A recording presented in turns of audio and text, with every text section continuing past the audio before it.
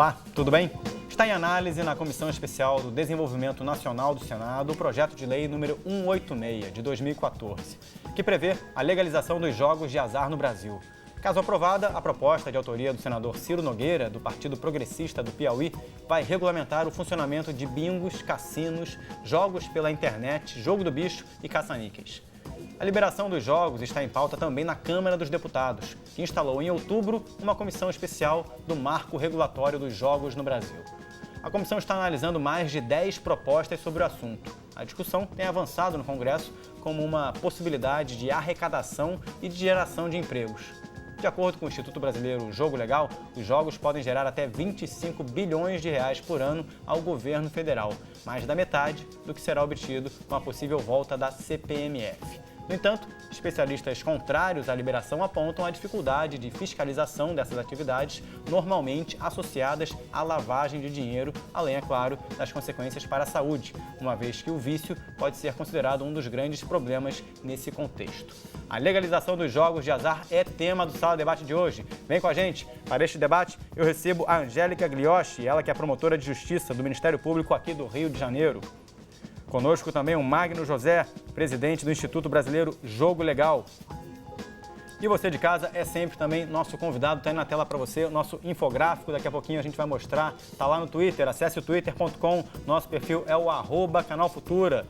Participe também do programa pelo facebook.com/Canal Futura Oficial. Procure por este post, deixe o seu comentário, a sua pergunta, que eu trago aqui para os nossos convidados. E não deixe de participar também, se você assiste TV de olho na tela do celular, nosso WhatsApp é o 21 968 668 414. Você é a favor ou contra a legalização do jogo no Brasil? Participe com a gente. Boa noite, tudo bem? Boa noite, tudo bem. Boa noite. Boa noite. Vamos a uma primeira reportagem para aproximar o telespectador do tema do programa de hoje. No Brasil, apenas os jogos das loterias federais, estaduais e o Turf são legalizados.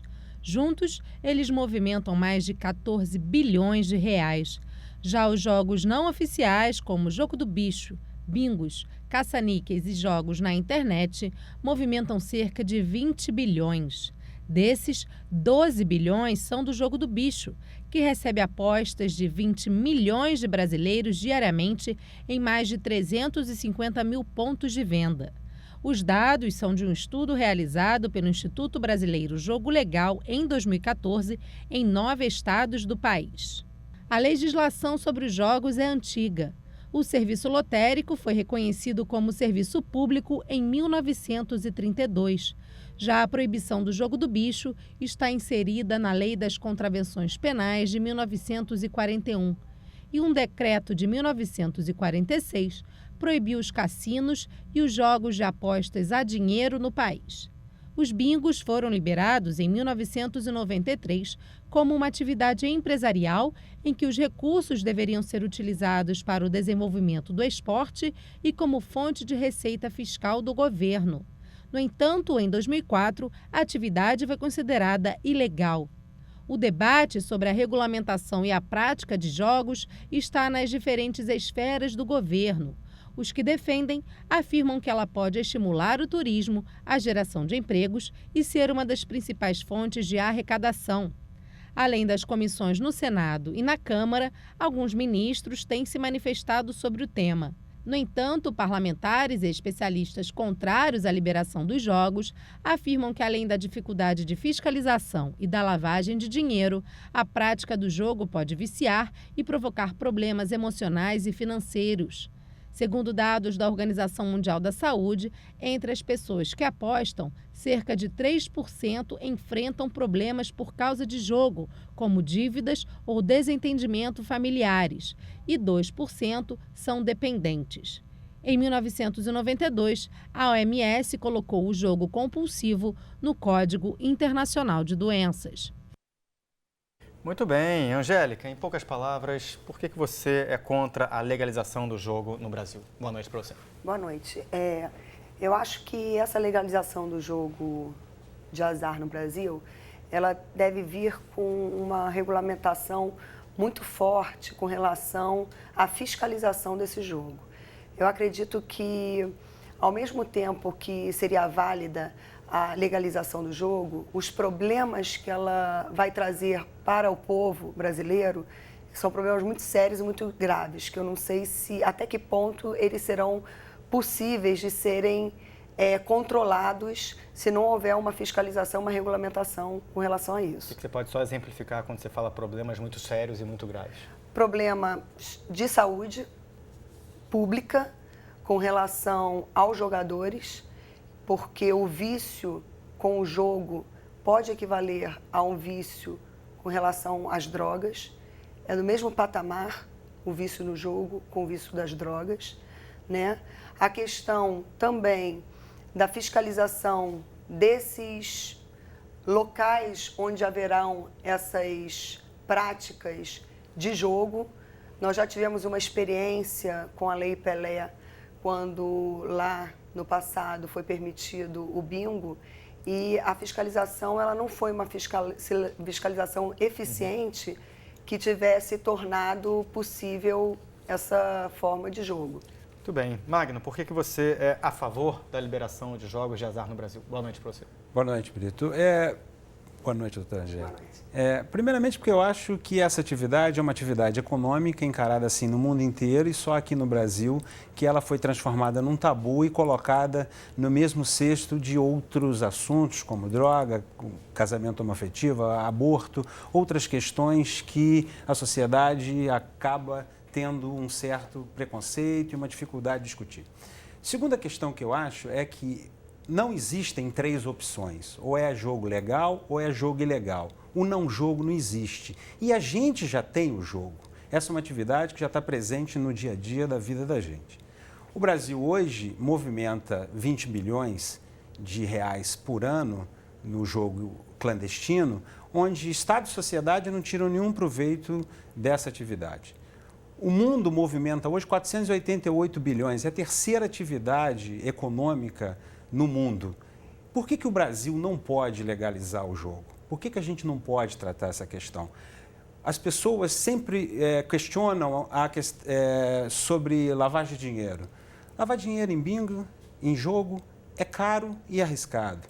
A questão da patologia. Nós já temos hoje comportamentos patológicos na questão do jogo, mas nós não temos controle nenhum. Por que nós não temos controle? Porque o jogo está na clandestinidade. A partir do momento que você traz o jogo para a luz do dia, você vai poder exercer controle, vai poder exercer campanhas educativas, vai poder aplicar o mandato de autoexclusão, que um pouco mais à frente eu posso falar sobre isso. Mas quando você diz manter o controle, quando traz pela legalidade, que métrica você afirma que poderia ser eficaz para controlar um risco de um vício, por exemplo? O que seria o controle? Campanhas educativas.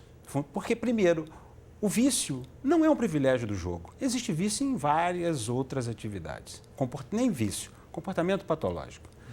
Por que você pode controlar? Primeiro, você faz campanhas educativas. Segundo, você passa a observar o comportamento desses jogadores. Terceiro, você tem um sistema de autoexclusão onde você pode excluir esse jogador de apostar, já que se ele manifestar um comportamento patológico. Esse mandato de autoexclusão está funcionando muito bem em vários países da América do Sul e na comunidade europeia. Você exclui o jogador, um parente próximo, direto, suspende a ida dele a uma determinada casa de jogos e ele não pode entrar durante um período de 2 anos. Durante esse período de 2 anos, ele vai ser submetido a um tratamento e, ao final deste tratamento, ele poderá ou não voltar a frequentar uma casa de jogo. Então vamos lá, vou trazer algumas provocações para vocês, né? A fiscalização no Brasil é sempre um grande desafio em muitas áreas. Você citou aí agora há pouco um procedimento que poderia ser feito para ter ali um grau de fiscalização. Nós temos exemplos de várias situações onde a fiscalização não acontece quando parte do princípio em que a conduta do cidadão deve ser avaliada. Por exemplo, pegando aí o estatuto do torcedor, né? Um torcedor que promove uma briga no estádio deveria, por lei, ser proibido de frequentar o estádio no momento do jogo, mas não tem ninguém fiscalizando, ninguém consegue. Nós tivemos episódios recentes de torcedores que promoveram uma violência no estádio e foram flagrados novamente. Como é que vocês veem essa questão com relação ao jogo do bicho, por exemplo, no Brasil? 20 milhões de pessoas, segundo dados do Instituto, hoje praticam a atividade e a gente até percebe pelas imagens que foram mostradas na reportagem, sempre imagens de câmeras escondidas, imagens de pessoas que não estão ali podendo ser filmadas. Como é que vocês interpretam a cultura brasileira para a passividade, para uma atividade que é uma contravenção há muito tempo? Angélica? Na verdade, o povo brasileiro, as pessoas que jogam no jogo de azar, né, o bicho principalmente aqui no estado do Rio de Janeiro, elas, ao mesmo tempo que elas querem jogar, porque entendem que assim podem ter uma renda extra, acreditam que o jogo pode trazer um benefício para elas, elas sabem que o jogo é criminalizado. Nesse ponto, falando genericamente, é uma contravenção hoje, não é crime, né? O jogo é uma contravenção. Então, como mostrou as imagens, as pessoas, elas acho que até muitas delas sentem vergonha da situação de estarem naquele local apostando, não querem, como o nosso colega mesmo disse, é uma situação em que elas se tornam meio excluídas da sociedade porque jogam. Mas você acha que elas sentem vergonha? Porque está tão à luz do dia ali, as pessoas acham isso uma coisa comum? Você acha que tem vergonha na atividade para quem está praticando? Se eu acho que o brasileiro acha isso comum ao passar por uma esquina e tem um jogo do bicho? Porque, se você for perceber bem, pela lei de contravenções penais hoje, não se pune somente aquele que é apontador do jogo do bicho, aquele que é o banqueiro do jogo do bicho, mas também o apostador. Porque a gente não tem uma história de apreender junto com o material jogo do bicho do apontador também o apostador. Mas se esse apostador ele for levado para a delegacia, como é que ele vai prestar contas perante a família dele, né? Dessa situação, ele foi pego jogando. Magno, a gente estava conversando aqui agora há pouco sobre a tipificação da atividade, né? Jogo do bicho hoje no Brasil é uma contravenção e está à beira de ser tipificado ou com a possibilidade de ser tipificado como crime. Como uma atividade que está à beira de ser debatida se ela é ou não crime, pode ser legalizada? Bom, a questão é a seguinte, nós temos aí duas questões. Primeiro, o jogo do bicho, 125 anos de operação, mais 71 anos, 72 anos de proibição, acabou gerando esse problema social que a gente vê hoje em dia. Nós temos 450 mil pontos de jogo do bicho no Brasil. E é o único jogo que tem uma legitimidade social muito grande, talvez até mais do que as loterias da Caixa. Então, essa é uma realidade. Você falou da questão do controle. Deixa eu voltar um pouquinho ao controle, porque você falou aspectos negativos. Deixa eu falar de aspectos positivos. A Caixa Econômica Federal controla hoje 43 mil terminais em 13 mil lotéricas em 5 mil municípios de Brasília. O nosso sistema de imposto de renda é um dos sistemas de imposto de renda mais competente do mundo. E o nosso sistema bancário não deixa atrás. A nossa eleição, 570 mil urnas, são apuradas em 5 horas. Então, a gente tem expertise para poder controlar o jogo, principalmente se ele for eletrônico. Mas com relação à questão do jogo estar próximo da criminalização e estar próximo da legalização, eu confesso para você que eu acho um erro histórico se o Brasil criminalizar o jogo do bicho ou o jogo ilegal antes de discutir a questão da legalização. Porque nós vamos acabar empurrando o jogo para estruturas verdadeiramente criminosas, como milícias, como máfias internacionais, porque movimentam recursos muito altos, muito expressivos, entendeu? Então, eu digo que vai ser um erro histórico se a gente criminalizar antes de legalizar. Perfeito. Já nós vamos trazer outros convidados. O Mauro Salvo está pela internet, já vai entrar com a gente. Mas antes eu queria fazer um ping-pong com vocês, porque esse tema, lógico, gera debate. Já tem muita participação aqui nas redes sociais. O Marcos Pereira, obrigado, Marcos, pela participação. Ele participou, acho que pelo Facebook, pedi para a equipe confirmar. Caso legalizado o jogo do bicho, como ficam os bicheiros, contraventores e outras pessoas que já foram presas por envolvimento no jogo? Poderiam processar o Estado? Rapidinho, o que você tem a dizer sobre isso, Magno? Eu posso dizer, se o jogo for legalizado, todas as pessoas que tiveram problema com a justiça deixarão de ter por causa de uma figura jurídica chamada bolitio crimes. Podem acionar o Estado? Claro que todo mundo tem o direito de acionar. Não podem acionar o Estado? Não. Então vamos lá. Angélica, Juan Muinos pelo Facebook. Sou a favor, se joga no mundo inteiro, mesmo proibido, o jogo está aí a pleno vapor. Que comentário você pode fazer rapidamente aqui para o Juan, que trouxe aí uma realidade do que acontece, né? Muito embora se jogue no mundo inteiro, aqui no Brasil ainda é considerado uma contravenção penal. Enquanto não legalizado, Aqui não pode. Vamos lá, WhatsApp, o Rafael Copeiro. Obrigado, Rafa. Qual seria, de fato, o resultado da legalização para a economia do país que superaria os problemas de saúde pública e endividamento que os jogos causariam? O que você pode dizer aí, Magno, para o Rafael? Bom, a questão da patologia você tem como conduzir. A questão da fiscalização você também tem como conduzir. As melhores práticas do mundo inteiro mostram esse caminho.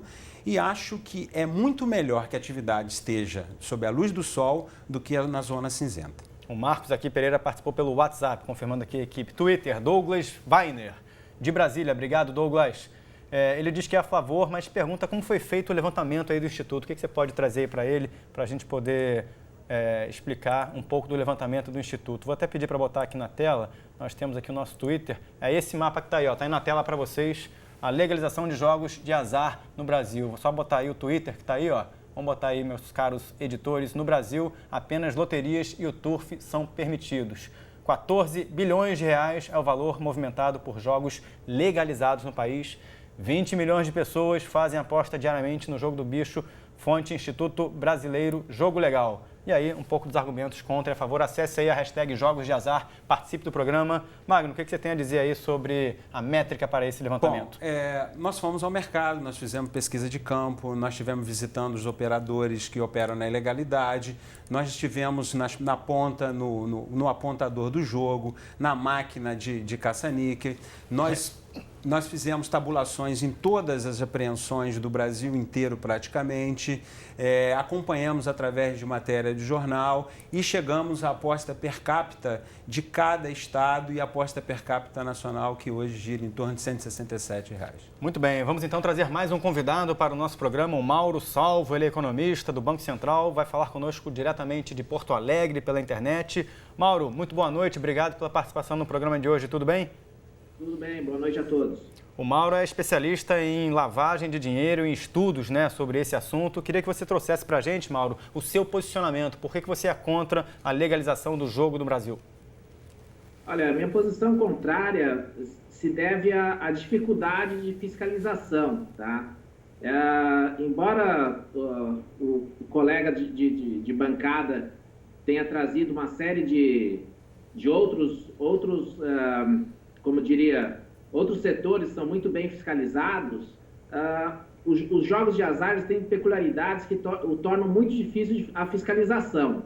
E mesmo uma regulamentação, porque para se fiscalizar é necessário que haja uma boa regulamentação, também seria bastante difícil fazer uma regulamentação aí que abordasse todas as suas peculiaridades. Então, esse é o principal fator aí que me leva a ser bastante reticente com relação à liberalização, Como é que você interpreta, Mauro, a mudança na legislação brasileira de 1993 para cá, para 2004, a questão dos bingos, Uma hora o Estado brasileiro olhou para os bingos com uma lente mais sob o ponto de vista do empresário, do negócio. Em 2004, o presidente Lula trouxe ali uma nova concepção. Como é que você vê a dualidade entre a interpretação do Estado brasileiro frente a essa atividade, por exemplo, dos bingos? Pois é, então essa nossa experiência aí no passado, só reforça o que eu estou dizendo. Nós tivemos um primeiro momento, exatamente o que está sendo posto, quem é a favor da liberalização, muito dinheiro, realmente circulou muito dinheiro, várias federações esportivas puderam manter suas atividades, houve um boom na atividade, todavia o excesso de problemas, principalmente com a criminalidade, com o dinheiro da criminalidade que ingressou na economia formal, ou seja, em outras palavras, a lavagem de dinheiro, fez com que o governo recuasse disso e tornasse ilegal a atividade. Eu vou trazer um pouco de debate aqui para o estúdio, Mauro. Vou pedir para você continuar na linha conosco, que eu vou, obviamente, dar a palavra agora para o Magno, para ele poder trazer um pouco das ponderações. Lembrando para o público de casa, facebook.com/canal Futuro Oficial, twitter.com, nossa hashtag de hoje é Jogos de Azar. Procure aí pelo nosso perfil, @Canal Futura, e o WhatsApp. Os contatos estão aí na sua tela. Magno, o que você tem a dizer aí sobre as ponderações do Mauro, para a gente poder trazer à luz o debate novamente? Bom, várias pessoas falam com muita frequência de que o ambiente de jogo é propício à lavagem de dinheiro. Eu discordo frontalmente dessa possibilidade. É claro que ela pode existir. Qualquer atividade é passível de lavar dinheiro. Agora, existem atividades que são muito mais econômicas para lavar dinheiro do que no jogo. Do ponto de vista do dono da casa de jogos, ele vai ter que pagar 16,33%, porque o jogo é considerado prestação de serviço, e ainda vai ter que pagar o royalty que ficar definido pelo Congresso da contrapartida social para o jogo, ou seja, 10% para a saúde. Então, nós estamos falando aí de 26%, 27%, 30%.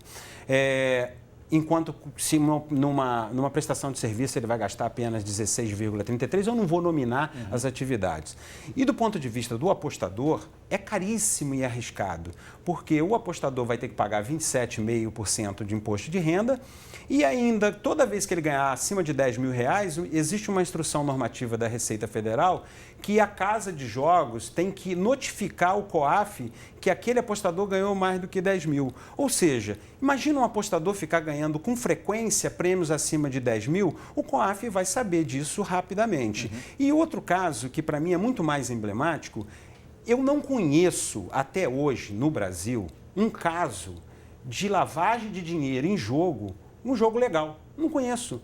Todo mundo fala sobre isso. Está falando de turf e loteria esportiva? Turf e loteria esportiva, até mesmo no período do bingo. Eu não vi ninguém ser condenado por lavagem de dinheiro. Entendeu? Então, assim, é muito fácil falar... Agora, tecnicamente, até pelas perguntas que são... Sem a gente explicar como. Claro. O ideal seria explicar como. Entendeu? Angélica, perguntas aqui, por favor, antes de você fazer por favor, faça seu comentário, depois eu trago mais perguntas aqui do Eu acho que a lei de lavagem de capitais é uma lei de 98, é uma lei ainda muito recente. O Brasil ainda não tem, assim, um know-how muito grande na lavagem de capital, como existe em outros países do mundo. Eu acho que, com relação a essa questão da tributação, isso vai incentivar que muitos contraventores hoje, eles continuem a querer deixar um jogo na ilegalidade. Eu acho que eles podem querer legalizar uma parte do jogo, mas eu acho que outro jogo vai continuar na ilegalidade. Por quê? Porque eles vão perder muito pagando para o governo, vão perder muito com encargos trabalhistas. Hoje, os apontadores todos estão aí à mercê, né? Porque não tem nenhum encargo trabalhista. Então, eu acho que... E a lavagem também de capitais, talvez nós não tenhamos dados concretos de condenação, porque a lei é recente. 98, mas é recente. De onde vêm os recursos para pagamento em espécie do jogo do bicho? Como fazer dessa uma prática legal? Como é que é? De onde vêm os recursos para pagamento em espécie da premiação de jogo do bicho? Das próprias pessoas que apostam. Só? As próprias pessoas que apostam, né, elas... vão financiar o pagamento desses prêmios. E por que não legalizar nesse sentido se o recurso vem do próprio apostador?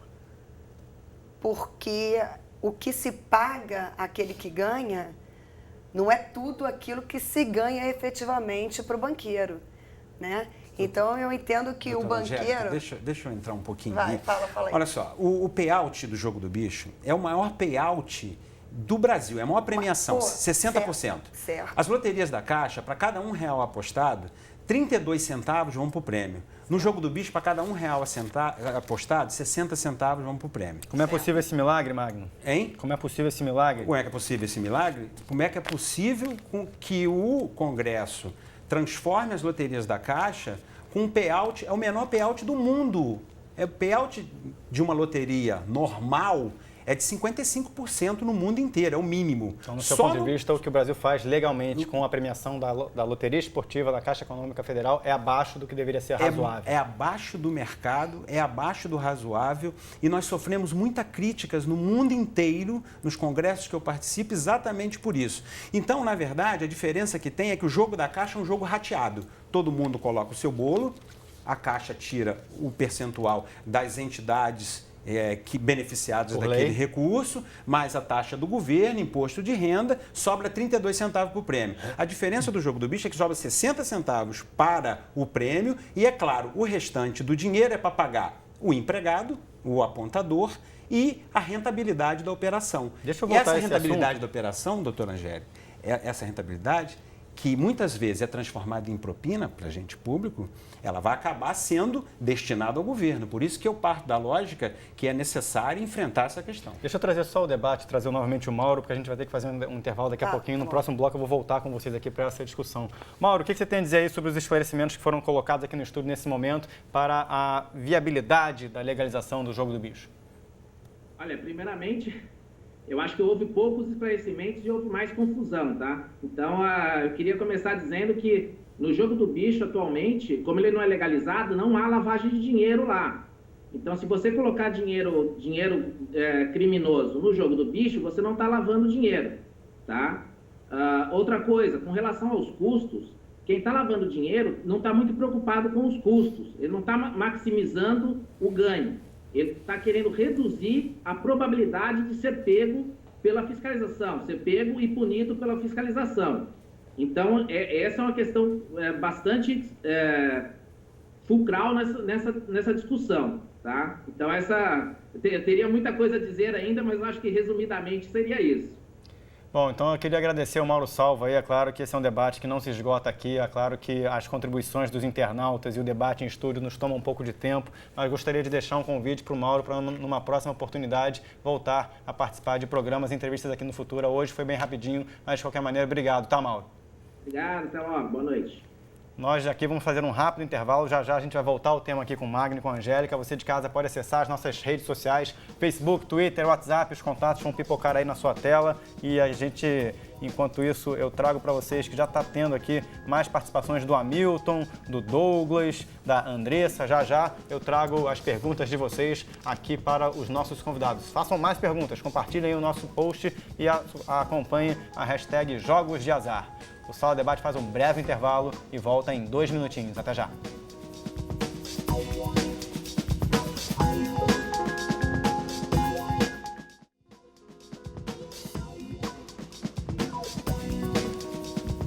Muito bem, estamos de volta com o Sala Debate esta noite falando sobre a possível legalização de jogos de azar no Brasil. Conosco aqui no estúdio a Angélica Gliotti, ela que é promotora de justiça do Ministério Público aqui do Rio de Janeiro. O Magno José, presidente do Instituto Brasileiro Jogo Legal.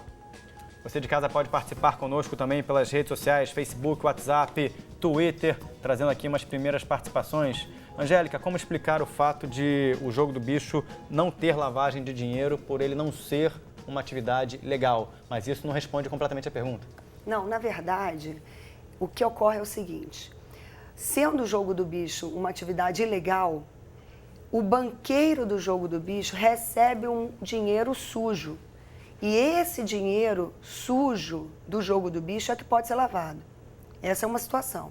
Com a legalização do jogo do bicho, vai existir a possibilidade de haver lavagem de dinheiro na atividade legal, ou do jogo do bicho, ou dos bingos, de um apostador que recebeu ilegalmente um valor proveniente de venda de drogas, proveniente de uma receptação, de um roubo, enfim, de uma extorsão. Ele leva esse dinheiro para dentro do jogo, que está legalizado, né, para poder tirar um valor legal.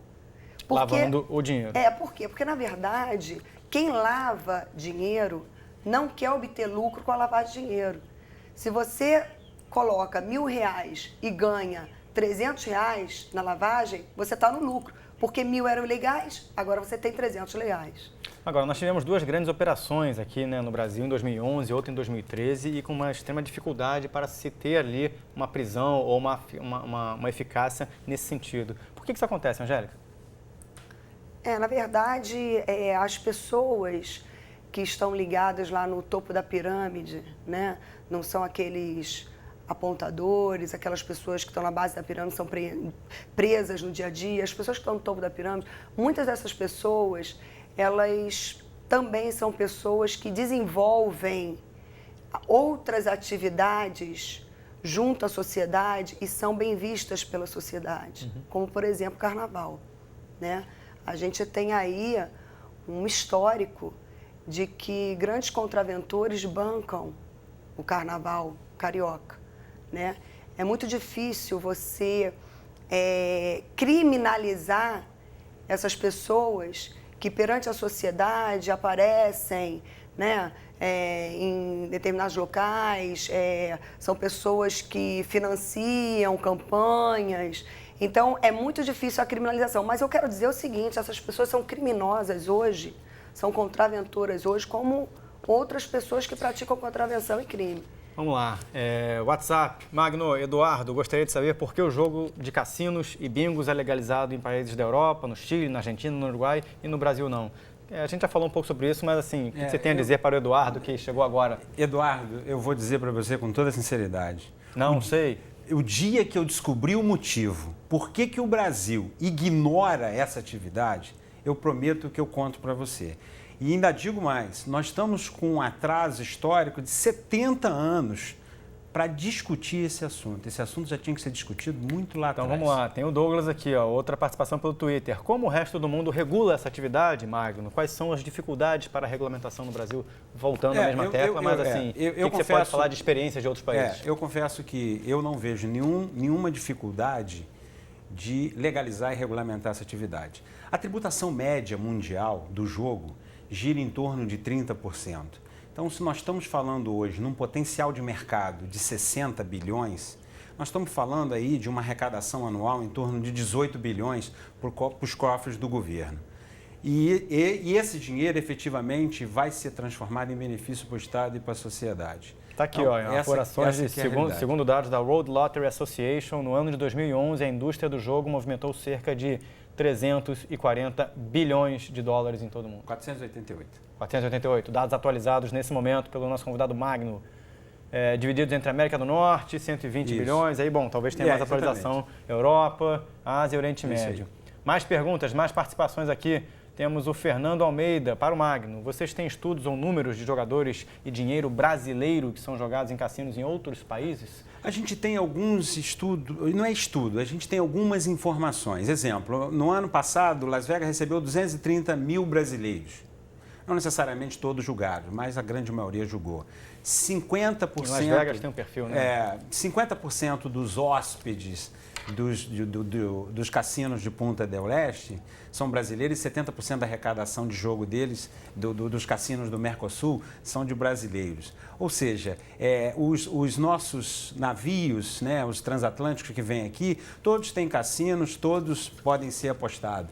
Hoje, 10 milhões de brasileiros jogam na internet, fazem algum tipo de aposta na internet. No ano passado, foram 3 bilhões de reais que foram movimentados em aposta na internet. Ou seja, temos alguns números que mostram a necessidade da gente debruçar sobre esse tema. Antes da gente trazer o nosso próximo convidado, né, que é o Roberto Brasil Fernandes, para participar pela internet, vou trazer uma questão relacionada à saúde. Né? A gente tem aí as informações que desde 1992 a Organização Mundial de Saúde tipifica ali o vício como uma patologia. Né? No caso do jogo, isso está diretamente associado. Como é que vocês veem esse tipo de interpretação técnica de que se isso é tipificado como uma patologia, pode ou não influenciar no debate, de forma que até já influenciou. Angélica. Eu entendo que esse vício, que foi considerado uma patologia, ele, como qualquer outro vício, ele deve ser, na medida do possível, criminalizada a conduta que leva ao vício. Os vícios mais graves, né? Como mensurar entre drogas, o álcool, a cafeína, o cigarro. Assim, como mensurar o que é grave, assim, na sua opinião? Você tipifica o vício em jogo na mesma categoria do que vício em uma droga ilícita hoje no Brasil? Eu entendo que sim. Entendo que o vício ao jogo é igual ao vício a uma droga ilícita. Porque existe a criminalização do jogo, né? Na verdade, o álcool, né? O cigarro é uma droga lícita. A partir do momento em que você permite o uso daquela droga e aquela droga passa a ser uma droga lícita, você então vai ter que ver formas de controlar essa forma de vício, né? Então seria razoável legalizar? Olha, seria razoável legalizar, mas os estragos que traz, olha, a bebida, por exemplo, a bebida que é legalizada, que pode existir a bebida, né? Você vê quantos estragos ela traz, não só com relação à própria pessoa, mas com relação à família dessa pessoa. Magno, não é razoável comparar os debates entre o jogo e o combate às drogas, né? Porque a liberalização do consumo, né? Falando diretamente da maconha, está em debate, mas também está num debate bem parecido, né? De saber se vai para lá ou não vai para cá. É razoável comparar uma coisa com a outra? O jogo não deve ser estimulado, o jogo deve ser tolerado e administrado, porque ele também gera problemas. Então, dentro desse cenário, um problema, uma mazela do jogo é a questão da patologia. A questão da patologia ela tem que ser tratada de várias formas. Primeiro é uma questão de saúde pública. A gente deve tratá-la assim. O problema todo do jogo na ilegalidade é que você não tem hoje nenhum parâmetro e nenhuma pesquisa e nenhum estudo de como estão sendo tratados os nossos jogadores patológicos que atuam na ilegalidade, que jogam, não fazem parte da estatística, né? Não fazem parte da estatística e nem tampouco eles têm uma proteção social nesse sentido. Por isso que eu acho que é interessante a gente discutir a questão da legalização e discutir inclusive o tema, porque existem mecanismos hoje já testados, a questão da educação, a questão da autoexclusão, do mandado de autoexclusão e a questão de você monitorar esse setor. Isso que é extremamente importante. Por isso que eu acho que somente na legalidade nós vamos poder estabelecer políticas de saúde pública para tratar o patológico de hoje e o patológico de amanhã. Né? Vamos lá, um ping-pong aqui com os nossos internautas. O Vandic Lobo, pelo WhatsApp. Magno, você tem alguma informação sobre quem tem o controle de quanto se arrecada na Mega Sena da Virada?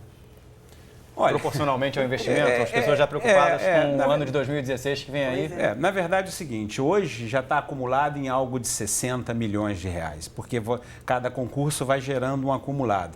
E ele vai chegar no final do ano algo em torno de 270, 300 milhões de reais, tá? Eu não tenho dúvida com relação a isso. E para ganhar na Mega Sena da Virada, só tem um jeito, fazer um aporte de 2,50. Acabou. Vamos lá, Angélica, o Hamilton Noble aqui pelo WhatsApp. Vocês têm alguma informação sobre quais são os principais países que não têm o jogo regulamentado, assim como o Brasil, e por quê?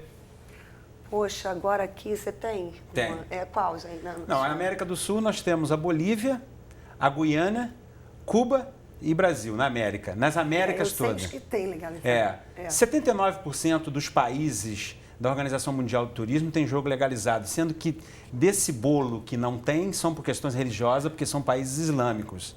Então, isso é verdade. E ainda tem 3 islâmicos que têm jogo regulamentado, como Bahrein, Arábia Saudita e Indonésia. Vamos lá, vamos trazer mais um convidado aqui, já te trago a palavra novamente, Angélica. Vamos trazer mais um convidado aqui para a nossa participação no debate de hoje. O nome dele é o Roberto Brasil Fernandes, advogado da Abrabim. Ele vai falar diretamente de Brasília, no Distrito Federal. Roberto, muito boa noite, tudo bem? Boa noite, José Brito. É um prazer estar na sala do debate aqui da TV Futuro.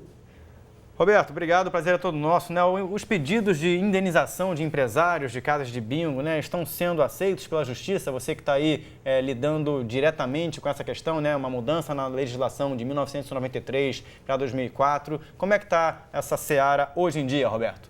Olha, há diversos debates sobre a questão das indenizações, mas me parece que nesse momento o que temos que trabalhar é, de fato, a criação do marco regulatório dos jogos no Brasil. Esse eu acho que é o termo do debate. E trazer para o Brasil um conceito moderno e multidisciplinar daquilo que é bingo, que é cassino. Eu lembrava agora há pouco, Brito, da fala do diretor da Interpol, Dele Schiman, que palestrou no Congresso do Rio de Janeiro, e outros tantos pesquisadores, autoridades mundiais, que dizem que as piores experiências sociais com a exploração dos jogos se dá onde ele não é controlado pelo Estado, onde não tem regra definida por lei. E temos que partir do princípio que no Brasil há uma oferta em grande escala de jogo, né, em todo o continente brasileiro, né, de norte a sul. Portanto, o que estaríamos fazendo hoje é apenas trazer para a legalidade, controlar aquilo que de fato já existe com as modernas legislações internacionais. Isso que se espera do Congresso nesse momento. Então, na sua opinião, Roberto, o que leva o Estado brasileiro a ter a legislação que tem e por que não se tomou uma decisão como essa de legalizar há mais tempo? Olha, hoje ser contra a legalização dos jogos, né, me parece que é ser a favor da situação como se encontra. Nós estamos há mais de 70 anos com a exploração do jogo clandestino no Brasil, o jogo está na informalidade, de forma ininterrupta, sem contribuir de forma alguma com a sociedade brasileira. Não contribui com o tributo, não formaliza os empregos, não se tem as informações da receita, nem sequer, né, do pagamento dos prêmios, ou seja, não tem nenhum controle dessa atividade. Controlar e trazer aquilo que tem de melhor experiência no direito comparado, me parece ser a melhor alternativa.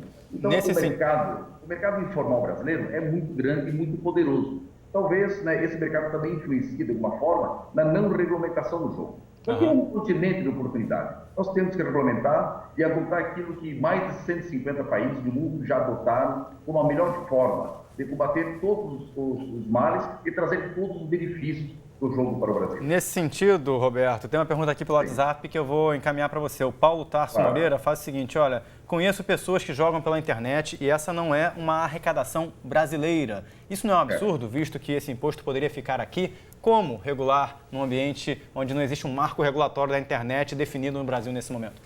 Sem dúvida. Me parece que a Câmara dos Deputados, o Senado, também está tratando dessa questão, dos jogos online, né? E não é nada mais fácil, diria assim, de controlar do que aquilo que, com a tecnologia que hoje dispomos, né, de controlar a receita, as despesas e o pagamento de prêmios dos jogos no Brasil. Os jogos online, nós teremos a informação, né, instantânea de quem está jogando, quanto está apostando, qual é o montante dessa aposta e o pagamento dos prêmios. Então, é bastante elementar hoje, né, acreditar que o Brasil pode sim regulamentar de forma muito eficaz os jogos. Agora mesmo, muitos desses sites tendo servidores baseados em países onde o jogo é legalizado, né? Como é que o Brasil entraria nessa situação? Exato. Olha, Portugal me parece um exemplo bastante recente, que fez o controle agora, ela regulamentou essas atividades. Eu digo regulamentar porque me parece que nesse momento não é possível você impedir o acesso aos sites de jogos em qualquer parte do mundo. Portanto, a melhor alternativa é ocupar esse espaço, também através de empreendimentos no Brasil, para que o brasileiro aposte então em sites do Brasil, seja controlado pelo Estado brasileiro e contribua, né, com todos os benefícios que tem o jogo, né, em todas as partes do mundo. O Brasil não há de ser diferente. Eu vou pedir para a gente esperar um pouquinho, Roberto. Eu vou trazer uma enquete que a gente levou nossa equipe às ruas para justamente acalentar este debate com um pouco da opinião popular. E já eu volto a falar com você. Peço licença ao Magno e Angélica também para a gente rodar aqui uma enquete com a opinião de parte do público brasileiro aqui da cidade do Rio de Janeiro a respeito do tema do debate de hoje. Vamos lá. Você é a favor ou você é contra a legalização dos jogos de azar como o jogo do bicho? Eu sou contra. Enquanto um ganha, muitos perdem, muitos ficam viciados, muitos deixam de levar comida para casa, para jogar, muitos se tornam um vício, né? E tudo que é vício é prejudicial, então por isso que eu sou contra. Sou contra. É um jogo de azar, é um jogo que vicia. Você acha que você pode ganhar cada vez mais e você vai perdendo. Eu acho que é um jogo que só tem a trazer coisas ruins, eu acho que não acrescenta em nada para o país. Eu sou a favor, cada um faz o que quer. Tem muita gente que não sabe jogar. Tem gente que e tem muitos, eu acho que donos dessas casas de jogos que também fazem maracutaia para a pessoa não ganhar, eu acho isso. Mas eu acho que cada um faz, se tem vontade, tem gente que adora jogos. Eu não jogo, mas eu não sou contra, não. Nesse momento, eu sou a favor, porque nós vivemos uma realidade de baixo recolhimento de impostos. Então, toda e qualquer realidade que possa trazer o maior recolhimento e que esse seja direcionado de forma efetiva para a população é interessante. Bom, temos aí uma rápida enquete, trazer de novo aqui o debate para o Magno e para a Angélica. O país vive uma necessidade absurda de aumento de arrecadação, ajuste fiscal.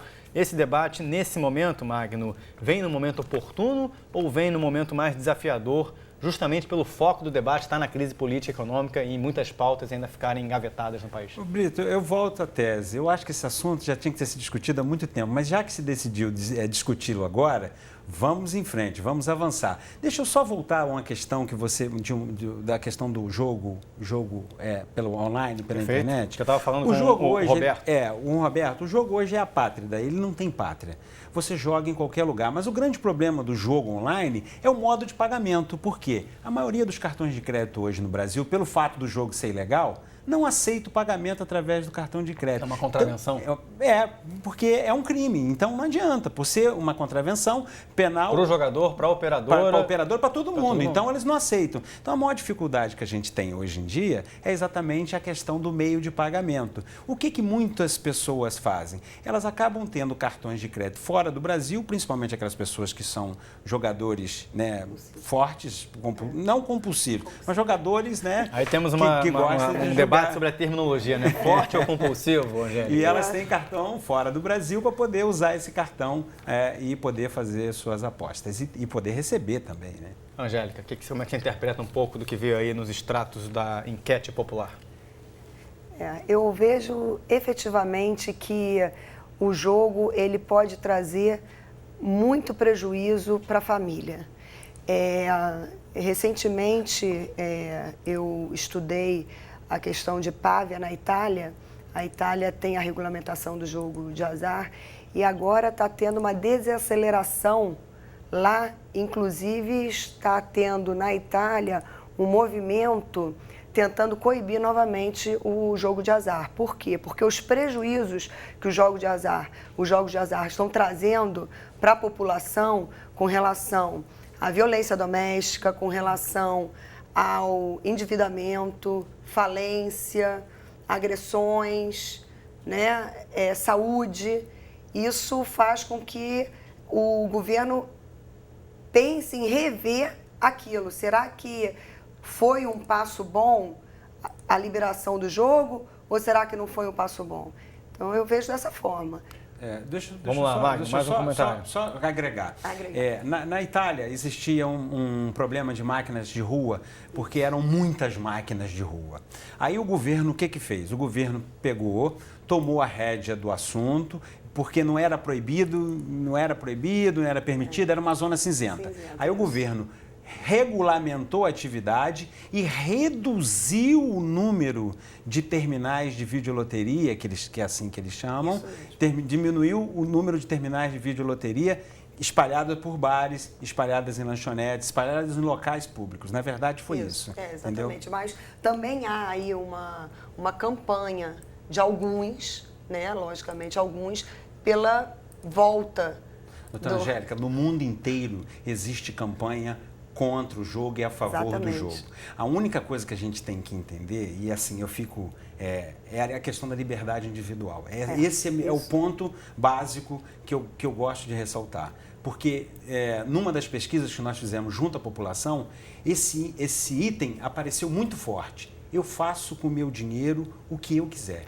Eu faço com a minha vida o que eu quiser, sem interferência do Estado. Então, peraí. Então, agora eu vou fazer uma ponderação nesse sentido. Nós temos a liberdade individual justamente em muitos campos da sociedade. Nós falamos agora há pouco sobre a liberdade individual no campo do combate às drogas. É razoável que o ser humano tenha o direito de usar determinado procedimento que é considerado ilícito? Só para fazer ali um debate no campo que você acabou de trazer, Magno. A gente sabe que liberdade de expressão, direito do indivíduo, mas o indivíduo regrado por legislações. Como é que vocês interpretam o limite da liberdade e o regramento da decisão do Estado? Começamos por você, Magno. Eu concordo com você. Eu acho que você tem que ter a liberdade de fazer o que você quiser, a liberdade individual, mas dentro de um regramento do Estado. Porque se não houver o regramento do Estado, se não houver uma legislação, se não houver uma regulamentação, eu vou para o mercado negro.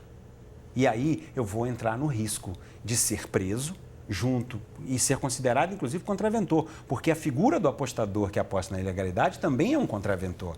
Então, por isso que eu acho interessante que a gente discuta e traga para a luz do dia as questões que estão, né, cercando a questão da ilegalidade, exatamente para que as pessoas possam exercer suas liberdades individuais. Angélica. Eu acho que a liberdade deve existir, sim, as pessoas poderem agir, poderem usar, poderem jogar, mas chega um momento que a pessoa ela passa a ter essa sua liberdade viciada pelo seu vício. Não sei se eu consigo me fazer entender.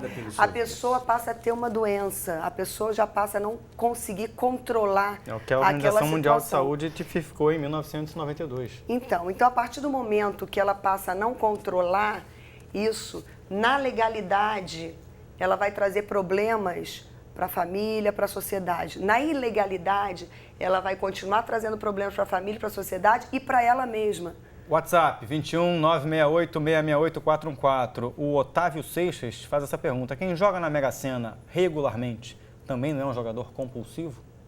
Depende. Se ele comprometer a renda familiar dele, ele entrou na compulsividade. Se ele não comprometer a renda dele, julgar de forma lúdica, ele... Como o sistema controla isso? Não tem controle. Pois é, respondendo aqui ao nosso querido Otávio Seixas. Obrigado, Otávio, pela participação pelo WhatsApp.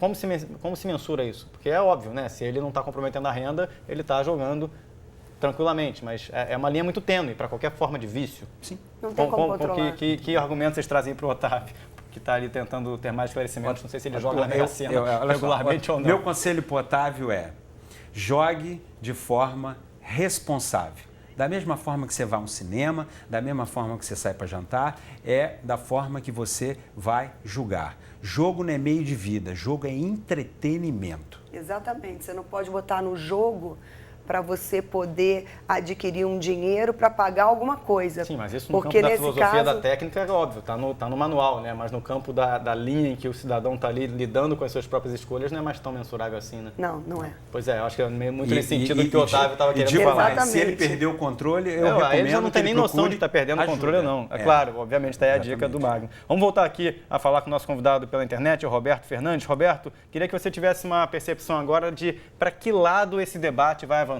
nos próximos meses, né? Haja vista que a gente está numa fase de retração econômica, ajuste fiscal, uma crise política ali sendo debatida incessantemente no Congresso. Para que lado você acha que vai essa discussão na virada do ano, Roberto?